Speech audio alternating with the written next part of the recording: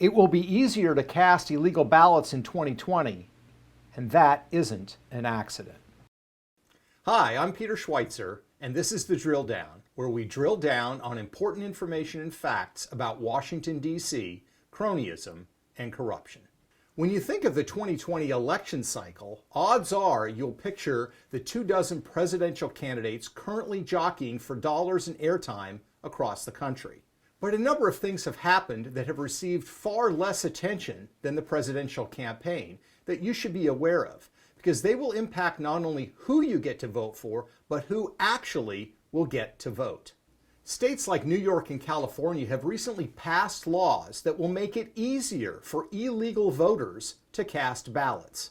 In 2016, California became the first state to legalize the third-party collection and delivery of absentee ballots, a practice that is known as ballot harvesting. Essentially, paid political operatives can now go to targeted homes, request ballots on their behalf, then collect them and deliver them to the election offices. In the first election cycle after the law was passed, Democrats flipped every Republican-controlled congressional seat in Orange County, once considered a Republican stronghold. Republicans now control only 7 of California's 53 House seats. The problem with this change in law is it puts significant public trust on groups, private groups, that are paid to influence the outcomes of elections. And we know these groups don't always play by the rules. In the summer of 2019, 9 people were indicted on 14 charges of voter fraud after undercover detectives busted operatives bribing homeless people on LA's Skid Row. They were falsifying signatures for ballot initiatives and voter registration forms. That's why other law changes, like one in New York, are so troubling. New York State just passed a bill this June in 2019 granting driver's licenses to undocumented immigrants, joining 12 other states and Washington, D.C. The problem? Thanks to federal law, you can register to vote when you get your driver's license, and there's virtually no mechanism to keep illegal immigrants from registering to vote, whether they know they are violating the law or not.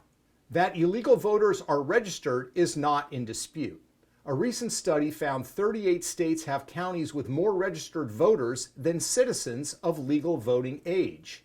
So what happens once you get an illegal voter registered? To answer that question, agents from the New York Department of Investigation went undercover and posed as illegal voters. And guess what? 61 of their 63 attempts to cast illegal ballots were successful. And one of their 2 unsuccessful attempts were thwarted only because the mother of the felon the agent was posing as was working at the polling station. It's unbelievable. Between ballot harvesting in California and illegal immigrants with driver's licenses in New York, it's clear that Democrats are making it easier for illegal ballots to be cast. And I don't think we should be surprised. Current Democratic Party Chairman Tom Perez used to be president of a group called Casa de Maryland, an acorn-like organization whose stated mission was to expand the rights of non-citizens to vote. In fact, Perez's hometown of Tacoma Park, Maryland, has been allowing non-citizen voting since 1992. And as a councilman in Maryland in 2003, Tom Perez sought to force local governments to accept Mexican and Guatemalan ID cards. Even the current argument over whether the U.S. government can ask census respondents about their citizenship status is related to the upcoming election. When Commerce Secretary Wilbur Ross announced that the citizenship question would be included in the census, Democrat attorneys general from across the country sued to block the move, with Tom Perez saying the move amounted to a form of voter suppression. Now we know that major elections can swing with just a few hundred votes. Al Franken became the country's 60th Democrat senator by just 312 votes, a margin which studies have shown was almost certainly gained by illegal votes. My organization, the Government Accountability Institute, found that over 2,100 double votes were cast in the 2016 election in just the state of Florida alone. That's 4 times the margin that decided the 2000 presidential election. So while many candidates clamor on stage for attention, it's fair to say that the integrity of our voting system is also up for grabs.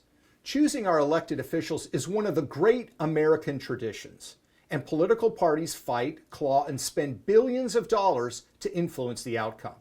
But everyone should agree that only legal voters should get to decide the outcome of our elections. I'm Peter Schweizer, and thank you for watching The Drill Down.